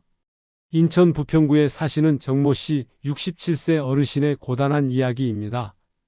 정 씨는 아들 집에서 살았습니다. 손주가 둘이었습니다. 5살, 3살이었습니다. 정 씨는 손주가 예뻤습니다. 함께 살면 좋을 것 같았습니다. 하지만 현실은 달랐습니다. 아침 7시에 일어났습니다. 손주들 유치원 보내야 했습니다. 밥 먹이고 옷 입히고 가방 챙겨야 했습니다. 손주들은 안 일어났습니다. 밥도 안 먹었습니다. 옷도 안 입었습니다. 정 씨는 애원했습니다. 겨우 유치원 버스에 태웠습니다. 벌써 지쳤습니다. 낮에 쉬려고 했습니다. 하지만 못 쉬었습니다. 손주들 빨래해야 했습니다. 방 청소해야 했습니다. 저녁 준비해야 했습니다. 숨 돌릴 틈이 없었습니다. 오후 3시에 손주들이 왔습니다. 정씨는 간식 줬습니다. 손주들이 먹으면서 흘렸습니다. 바닥이 엉망이 됐습니다. 정씨는 닦았습니다. 무릎이 아팠습니다. 손주들이 놀아달라고 했습니다. 정씨는 놀아줬습니다. 술래잡기를 했습니다. 10분 만에 숨이 찼습니다. 다리가 후들거렸습니다. 67살 할머니가 5살, 3살 아이 상대로 뛰어다녔습니다. 젊었을 때도 이렇게 안 뛰었습니다. 저녁 6시에 며느리가 퇴근했습니다. 정씨는 저녁을 차렸습니다. 손주들이 밥을 안 먹었습니다. 장난쳤습니다. 며느리는 지쳐서 손도 안 댔습니다. 정씨가 손주들 먹이느라 밥이 식었습니다. 정씨는 찬밥을 먹었습니다. 저녁 9시에 손주들 재웠습니다. 동화책 읽어줬습니다. 한 권 읽으면 또 달라고 했습니다. 5권 읽었습니다. 목이 쉬었습니다. 겨우 잠들었습니다. 정씨도 쓰러져 잤습니다. 새벽 2시에 손주가 울었습니다. 악몽 꿨다고 했습니다. 정씨가 일어났습니다. 며느리는 안 일어났습니다. 아들도 안 일어났습니다. 정씨만 일어났습니다. 손주 재우느라 1시간 걸렸습니다. 새벽 3시에 잤습니다. 4시간 후면 또 일어나야 했습니다. 이런 생활이 1년 넘게 계속됐습니다. 정씨는 늙었습니다. 머리가 새하얗게 셌습니다. 허리가 굽었습니다. 무릎이 아파서 병원 갔습니다. 관절염이었습니다. 의사가 물었습니다. 무리하셨냐고 했습니다.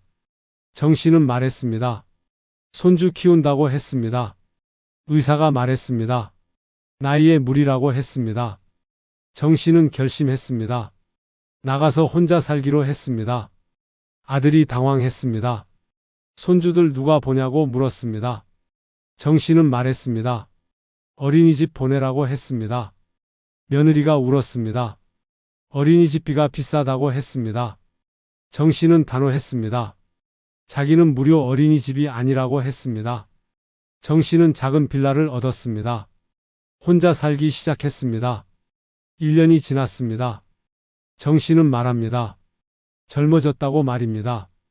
아침에 늦게 일어납니다. 낮에 쉽니다. 저녁에 드라마 봅니다. 밤에 푹 잡니다. 무릎도 나아졌습니다. 손주는 일주일에 한 번 봅니다. 놀러 갑니다. 한두 시간 놀아줍니다. 그리고 집으로 돌아옵니다. 딱 적당합니다. 예쁘기만 합니다. 힘들지 않습니다. 정씨는 지금 말합니다. 손주 키우는 건 부모 일이라고, 할머니는 가끔 봐주는 거라고, 같이 살면 무료 보모 된다고 말입니다. 여러분은 어떻습니까? 손주 키우느라 지치지 않습니까? 허리 아프고 무릎 아프지 않습니까? 밤잠도 제대로 못 자지 않습니까? 그게 행복한 노년입니까? 혼자 사십시오. 손주는 가끔 보십시오. 놀아주고 집으로 돌아오십시오. 키우는 건 부모 몫입니다. 여러분은 쉴 나이입니다. 이게 진짜 축복입니다.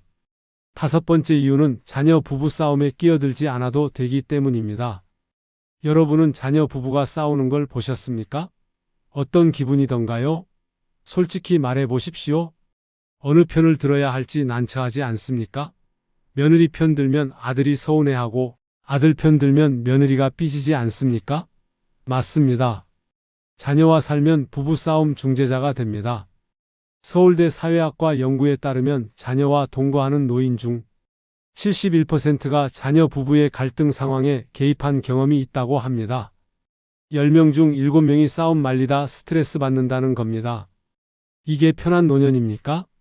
광주 광산구에 사시는 최모 씨 66세 어르신의 난처한 이야기입니다. 최 씨는 아들 집에서 살았습니다. 아들과 며느리가 자주 싸웠습니다. 처음엔 작은 싸움이었습니다. 하지만 점점 심해졌습니다. 어느 날 저녁 아들이 늦게 왔습니다. 술을 마셨습니다. 며느리가 화를 냈습니다. 왜 이렇게 늦었냐고 물었습니다. 아들이 대꾸했습니다. 회식이었다고 했습니다. 며느리가 소리쳤습니다. 매일 회식이냐고 했습니다. 싸움이 커졌습니다. 최 씨는 방에 있었습니다. 들리지 않을 수 없었습니다. 귀를 막았습니다. 소용없었습니다. 목소리가 너무 컸습니다. 며느리가 최 씨 방으로 왔습니다. 울면서 하소연했습니다. 아들이 맨날 늦게 온다고 했습니다. 집안일도 안 돕는다고 했습니다. 최 씨는 난처했습니다. 뭐라고 해야 할지 몰랐습니다. 그냥 들어줬습니다. 10분 후 아들이 왔습니다. 화가 난 얼굴이었습니다. 엄마한테 말했습니다. 며느리가 너무하다고 했습니다. 자기만 힘든 줄 안다고 했습니다. 최 씨는 더 난처했습니다. 방금 며느리 편을 들어준 것 같은데 말입니다. 다음날 며느리 표정이 안 좋았습니다. 최 씨가 아들 편을 든 것 같았습니다. 최 씨는 아무 말도 안 했는데 말입니다. 며느리는 하루 종일 말을 안 했습니다. 최 씨는 조심스러웠습니다. 일주일 후 또 싸웠습니다. 이번엔 돈 문제였습니다. 아들이 차를 바꾸고 싶어 했습니다. 며느리가 반대했습니다. 돈 아껴야 한다고 했습니다. 아들이 화를 냈습니다. 자기가 번 돈인데 왜 못 쓰냐고 했습니다. 이번엔 아들이 먼저 최 씨한테 왔습니다. 자기가 맞지 않냐고 물었습니다. 최 씨는 대답했습니다. 차는 나중에 사는 게 어떻겠냐고 했습니다. 아들이 서운해했습니다. 엄마까지 며느리 편이냐고 했습니다. 최 씨는 어이가 없었습니다. 중립적으로 말했는데 며느리 편이라고 합니까? 한 달에 서너 번 싸웠습니다. 매번 최 씨한테 왔습니다. 판결을 받으러 오는 것 같았습니다. 최 씨는 판사가 아닙니다. 뭐라고 해도 한쪽은 서운해했습니다. 양쪽 다 기분 나쁘게 하는 재주가 생겼습니다. 어느 날 밤 싸움이 컸습니다. 그릇 깨지는 소리가 났습니다. 최 씨가 나갔습니다. 말렸습니다. 아들이 소리쳤습니다. 엄마는 나가 계시라고 했습니다. 며느리도 소리쳤습니다. 어머니한테 왜 그러냐고 했습니다. 둘이 최 씨 때문에 또 싸웠습니다. 최 씨는 방으로 들어갔습니다. 눈물이 났습니다. 최 씨는 결심했습니다. 나가서 혼자 살기로 했습니다. 아들이 말렸습니다. 왜 나가냐고 물었습니다. 최 씨는 말하지 않았습니다. 그냥 불편하다고 했습니다. 며느리도 말렸습니다. 미안하다고 했습니다. 최 씨는 흔들리지 않았습니다. 최 씨는 작은 아파트를 얻었습니다. 혼자 살기 시작했습니다. 10개월이 지났습니다. 최 씨는 말합니다. 귀가 편하다고 말입니다. 싸움 소리 안 들립니다. 하소연 안 들어줘도 됩니다. 눈치 안 봐도 됩니다. 아들 부부는 여전히 싸운다고 합니다. 하지만 최 씨는 몰라도 됩니다. 전화로 안부만 묻습니다. 부부 문제는 부부가 해결합니다. 최 씨는 상관없습니다. 최 씨는 지금 말합니다. 부부싸움은 칼로 물베기라고 끼어들면 양쪽한테 미움받는다고 같이 살면 심판된다고 말입니다. 여러분은 어떻습니까? 자녀 부부싸움 중재하느라 지치지 않습니까? 어느 편 들지 못해 스트레스 받지 않습니까? 양쪽 눈치 보느라 힘들지 않습니까? 그게 행복한 노년입니까? 혼자 사십시오. 부부싸움은 부부 일입니다. 끼어들지 마십시오. 여러분은 심판이 아닙니다. 편하게 사십시오. 이게 진짜 축복입니다. 피는 물보다 진하다는 옛말, 과연 인생의 황혼기인 지금도 유효하다고 믿으십니까? 평생 내 편이라 여겼던 형제 자매가 늙고 병들면 오히려 남보다 못한 원수가 되는 기막힌 현실을 우리는 주위에서 너무나 자주 목격합니다. 부모님 모시는 문제로 서로 등을 돌리고 얼마 안 되는 유산 앞에서 핏대를 세우며 싸우는 것이 우리가 마주한 차가운 민낯입니다. 그래도 피를 나눈 가족인데라며 꾹꾹 참아왔던 세월이 뼈저린 후회로 다가오지는 않으십니까? 오히려 가끔 만나는 동네 친구가 내 속을 더 잘 알아주는 이 서글픈 아이러니를 이제는 직시해야 합니다. 오늘은 우리가 애써 외면해왔던 불편하지만 반드시 알아야 할 진실, 늙어서 형제 자매가 가장 쓸모없는 이유 5가지에 대해 가감없이 말씀드리겠습니다. 이 영상을 끝까지 보신다면 남은 노년의 인간관계를 어떻게 정리해야 비로소 내 마음이 편안해질지, 그 명쾌한 해답을 얻게 되실 겁니다. 지금 바로 시작합니다. 첫 번째 이유는 바로 살아온 세월의 격차가 만든 도저히 좁혀지지 않는 생활 수준의 차이와 그로 인한 자격지심입니다. 어릴 적 한 이불 덮고 자며 콩 한 쪽도 나눠 먹던 그 시절의 형제 자매는 이제 기억 속에만 존재할 뿐입니다. 각자 가정을 꾸리고 수십 년을 다른 환경에서 치열하게 살다 보니 어느새 우리는 서로 너무나 다른 사람이 되어버렸습니다. 명절이나 생신 때 오랜만에 얼굴을 보면 반가움은 딱 5분, 그 뒤부터는 보이지 않는 눈치 게임과 은근한 자랑 대회가 시작됩니다. 특히 경제적인 격차가 벌어졌을 때 형제 자매 관계는 남보다 더 불편한 사이가 됩니다. 조금 더 넉넉하게 사는 형제는 내가 너보다 낫다는 우월감에 취해 원치 않는 훈수를 두기 일쑤이고, 형편이 조금 어려운 형제는 그 훈수가 멸시처럼 들려 마음에 씻을 수 없는 상처를 입습니다. 너는 애들 교육을 왜 그렇게 시켰니? 재테크 좀 미리미리 해두지 그랬니라며 툭툭 던지는 말들은 걱정을 가장한 비수입니다. 듣는 사람은 속이 문드러지는데 말하는 사람은 자기가 좋은 조언을 해줬다고 착각하며 뿌듯해하니 이보다 더 환장할 노릇이 어디 있겠습니까? 여기에 자식 자랑까지 더해지면 그 자리는 가시방석이 따로 없습니다. 우리 아들이 이번에 대기업 임원으로 승진해서 용돈을 두둑이 보냈더라. 사위가 이번에 유럽 여행 보내준다더라 하며 쉴 새 없이 떠들어댑니다. 물론 축하해줄 일입니다. 하지만 내 자식은 지금 취직이 안 돼서 방구석에서 한숨만 쉬고 있는데 눈치 없이 3절, 4절까지 자랑을 늘어놓는 꼴을 보고 있으면 우라통이 침입니다. 이럴 땐 솔직히 실수인 척 식탁 위 국그릇을 엎어서 그 잘난 입에 짭짤한 국물 맛을 좀 보여주고 싶은 충동이 드는 건 저만 그런 건가요? 겉으로는 아유 잘됐네, 호강하네 하며 웃어주지만 속으로는 제발 그 입 좀 다물라고 소리치고 싶은 게 솔직한 심정입니다. 더 기막힌 상황은 식당에서 밥값을 계산할 때 벌어집니다.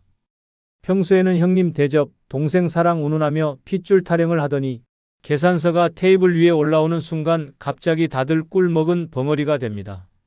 분명 방금 전까지 눈이 마주쳤는데 계산서만 보면 약속이라도 한 듯 단체로 신발끈이 풀리는지 고개를 푹 숙입니다. 아니, 요즘 신발들은 도대체 무슨 최첨단 AI 기능이라도 달렸길래 계산할 때만 되면 자동으로 끈이 풀리는지 신발끈 묶는 척하며 바닥 구경하는 그 정수리를 보면 꿀밤을 한 대씩 쥐어받고 싶습니다. 결국 눈치 보던 내가 카드를 꺼내 긁고 나면 그제야 아이고 잘 먹었네. 다음엔 내가 살게라고 말하지만 그 다음은 영원히 오지 않는다는 것을 우리는 이미 수십 년의 경험으로 알고 있습니다. 집으로 돌아오는 길 차장 밖을 보며 남는 것은 허무함과 씁쓸함 뿐입니다. 오랜만에 만나서 정을 나누기는커녕 내처지만 비관하게 되고 상대방의 무심한 말 한마디를 곱씹으며 며칠 밤을 설칩니다. 남이라면 안 보고 살면 그만인데 형제 자매라는 이유로 끊지도 못하고 억지로 이어가는 이 관계가 과연 내 노년에 무슨 도움이 됩니까? 오히려 남보다 못한 비교와 질투로 내 자존감만 갉아먹는 이 소모적인 만남을 피 때문이라는 핑계로 계속 붙들고 있는 것이야말로 내 인생을 가장 힘들게 하는 족쇄입니다. 형제자매는 내 인생의 성적표가 아닙니다. 서로 다른 길을 걸어왔음을 인정하고 만났을 때 불쾌함과 열등감만 남는다면 과감하게 거리를 두는 것이 나의 평온한 노년을 지키는 첫걸음입니다. 두 번째 이유는 바로 부모님 병수발 앞에서 낱낱이 드러나는 추악한 이기심과 책임 떠넘기기입니다. 부모님이 정정하실 때는 너도 나도 효자 코스프레를 하며 콩고물이라도 떨어질까 기웃거리던 형제들이 정작 부모님이 병석에 눕는 순간 기가 막히게 뿔뿔이 흩어지는 마법을 우리는 목격하게 됩니다. 김병에 효자 없다는 옛말은 틀렸습니다. 김병에 형제 없다가 맞는 말입니다. 누구는 장남이라서 부담스럽다며 빠지고 누구는 출가외인이라며 빠지고 누구는 먹고 살기 바쁘다며 빠집니다. 가장 피가 거꾸로 솟는 순간은 묵묵히 부모님을 모시는 나를 호구 취급하며 온갖 혼수를 둘 때입니다. 정작 똥 기저귀 한 번 갈아본 적 없는 형제들이 1년에 한두 번 코빼기를 비치고는 한다는 소리가 가관입니다. 어머니 얼굴이 왜 이렇게 상했냐, 병원밥이 맛이 없는 거 아니냐, 요양원이 너무 좁은 거 아니냐라며 내 속을 박박 긁어놓습니다. 그렇게 걱정되면 본인이 모셔가서 지극정성으로 돌보면 될 일인데 막상 모셔가라고 하면 갑자기 꿀 먹은 벙어리가 됩니다. 평소에는 연락도 잘 안 받던 사람들이 부모님 병원비 분담 이야기만 나오면 마치 통신사 기지국이 폭파되기라도 한 것처럼 연락 두절이 되거나 급한 회의가 생기는 기적 같은 타이밍을 보여줍니다. 이 정도 회피 능력이면 국가대표 피구 선수로 나가도 금메달은 따놓은 당상일 겁니다. 돈 문제는 형제 간의 을을 끊어놓는 결정타입니다. 병원비나 간병비를 내기 싫어서 서로 눈치만 보다가 결국 마음 약한 내가 빚을 내서라도 해결하게 만듭니다. 형편이 좀 나은 형제에게 손을 벌리면 나도 요즘 힘들다며 죽는 소리를 해대는데 며칠 뒤 SNS를 보면 해외여행 가서 비싼 밥 먹는 사진이 올라와 있습니다. 그걸 보는 순간 배신감에 치가 떨리고 내 노후 자금까지 털어가며 희생한 내가 바보 천치처럼 느껴집니다. 더 얄미운 유형은 쥐꼬리만한 돈을 보태면서 생색이란 생색은 다 내는 경우입니다. 간병비 보태라며 10만 원을 송금해 놓고는 마치 빌 게이츠가 전 재산을 기부한 것 마냥 아껴 써라, 영수증 챙겨놔라라며 감 놔라, 배 놔라 참견을 해댑니다. 아니, 요즘 물가가 올라서 그 돈으로는 부모님 기저귀 값도 간당간당한데 이 돈으로 무슨 63빌딩이라도 사라는 건지.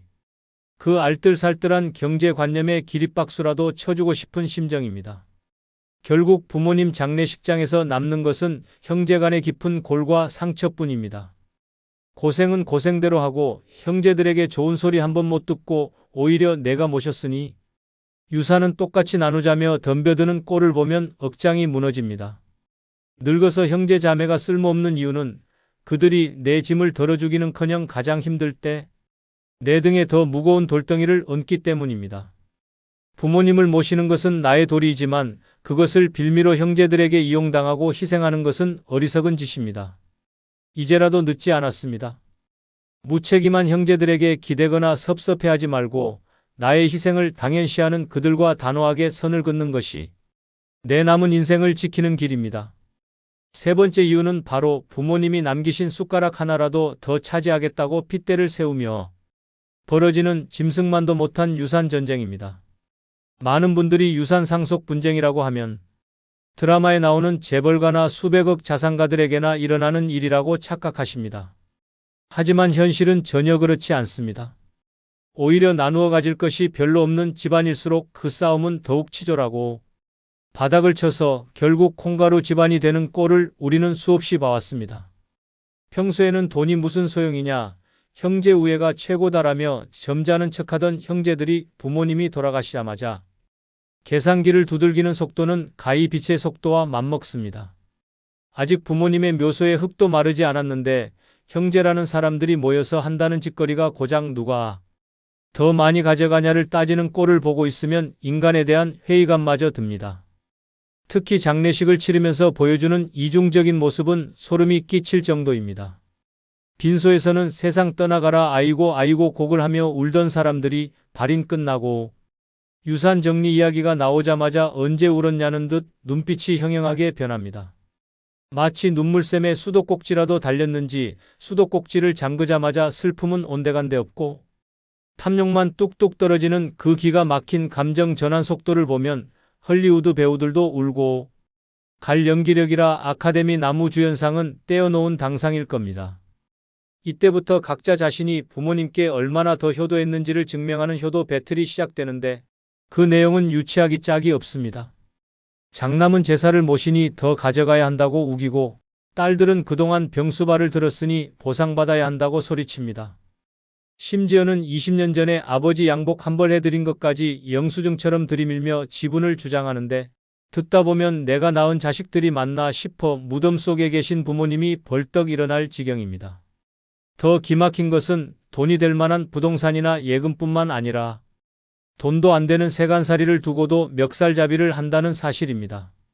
어머니가 아끼시던 낡은 자개장 하나, 아버지가 쓰시던 오래된 시계 하나를 두고 서로 자기 것이라며 악을 씁니다. 남들이 보면 고물상에 줘도 안 가져갈 물건들의 목숨을 거는 이유는 물건의 가치 때문이 아니라 저 인간이 가져가는 꼴은 죽어도 못 보겠다는 뒤틀린 신보 때문입니다.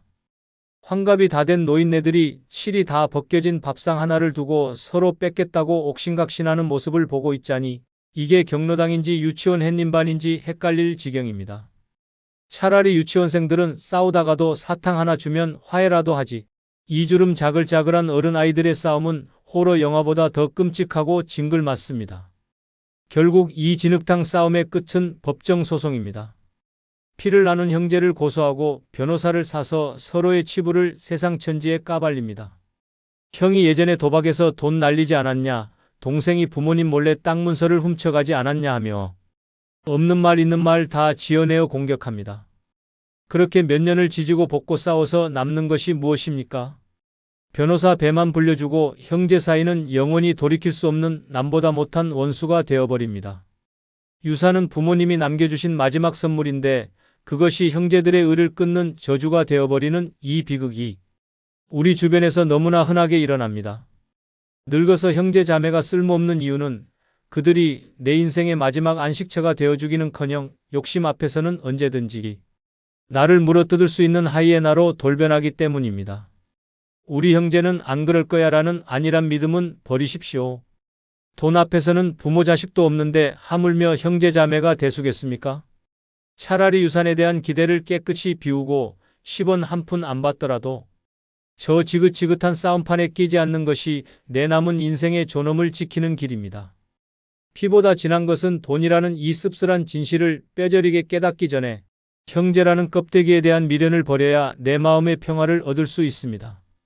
네 번째 이유는 바로 위로와 조언을 가장하여 내 속을 벅벅 긁어놓는 꼰대보다 더 지독한 간섭과 염장 지르기입니다. 나이 들어 가장 필요한 것은 따뜻한 위로와 공감인데 오랜만에 만난 형제 자매는 내 마음을 어루만져 주기는커녕 오히려 화병을 키우는 주범이 됩니다. 다 너 잘되라고 하는 소리다라며 시작하는 그들의 말은 사실상 내 인생에 대한 비난이자 공격입니다. 내가 입는 옷, 내가 먹는 음식, 심지어 집안의 가구 배치까지 사사건건 트집을 잡으며 자신의 방식이 정답인 양 강요해야 됩니다. 늙어서 내 맘대로 좀 편하게 살겠다는데 시어머니도 안 하는 잔소리를 형제 자매가 해대니 밥맛이 뚝 떨어지는 것은 당연지사입니다. 특히 건강 문제에 대해서는 의사 뺨치는 척을 하며 사람을 피곤하게 만듭니다. 그거 먹으면 몸에 안 좋다, 운동 좀 해라, 살 좀 빼라라며 만나자마자 지적질을 쏟아냅니다. 마치 본인은 불로초라도 씹어드신 신선처럼 굴며 훈계를 늘어놓는데 정작 본인 가방에서는 관절약, 혈압약, 당뇨약이 와르르 쏟아져 나오는 걸 보면 저게 형제인지 걸어다니는 종합병원인지 헷갈릴 지경입니다. 남의 눈에 티끌은 보면서 제 눈에 들보는 못 본다고 자기 몸 하나 건사하지 못하면서 남의 건강 걱정해주는 척 생색내는 꼴을 보면 고마운 마음보다는 너나 잘하세요라는 말이 목구멍까지 차오릅니다. 더 견디기 힘들게 만드는 것은 나의 아픈 과거와 치부를 아무렇지 않게 들춰내는 무례함입니다. 남들은 모르는 나의 실수나 실패를 형제라는 이유로 다 알고 있다는 것이 늙어서는 오히려 약점이 됩니다. 자식들이나 며느리, 사위가 있는 자리에서 내가 옛날에는 참 별났지, 그때 사업 말아먹지만 않았어도라며 굳이 안 해도 될 옛날 이야기를 꺼내 망신을 줍니다. 농담이랍시고 던지는 그 말 속에는 나는 너보다 낫다는 은근한 무시가 깔려 있어 듣는 사람의 자존심을 짓밟습니다. 또한 이들은 불리한 건 싹 잊고 유리한 것만 기억하는 기적의 논리를 펼칩니다. 형제들의 두뇌에는 참으로 신비한 최첨단 선택적 삭제 기능이 탑재되어 있는 것이 분명합니다. 내가 40년 전에 철없을 때 실수한 건 어제 일처럼 생생하게 기억해서 뼈를 때리면서 정작 작년에 급하다며 내 돈 빌려 가놓고 안 갚은 건 내 머릿속에 지우개라도 쓴 것처럼 까맣게 잊어버리니 이 정도 기억력 조작 기술이면 노벨 의학상 연구감이 아니고 무엇이겠습니까? 과거의 섭섭한 일은 끄집어내어 사골처럼 우려먹으면서 정작 자신이 받은 도움은 모른 척하는 뻔뻔함 앞에서 대화는 불가능해집니다. 만나고 돌아오면 머리가 지끈거리고 내가 다시는 만나나 봐라 다짐하게 되는 이유가 바로 여기에 있습니다. 밖에서 만난 친구는 내 비위를 맞춰주며 즐겁게라도 해주는데 형제자매는 가족이니까 솔직하게 말한다는 핑계로 내 감정을 쓰레기통 취급합니다. 내 인생의 황혼기에 굳이 이런 감정 노동을 하며 스트레스를 받을 필요가 없습니다. 나를 있는 그대로 존중해주지 않고 가르치려 드는 형제자매는 나의 정신 건강을 해치는 유해 물질과도 같습니다. 혈연이라는 이유로 무례함을 참아주지 마십시오.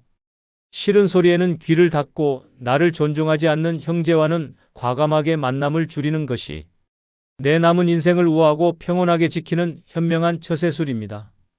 마지막 5번째 이유는 바로 서로가 서로에게 아무런 도움도 되지 못하면서 귀한 남은 시간마저 갉아먹는 늙고 병든 노년의 서글픈 상호 의존과 공멸입니다.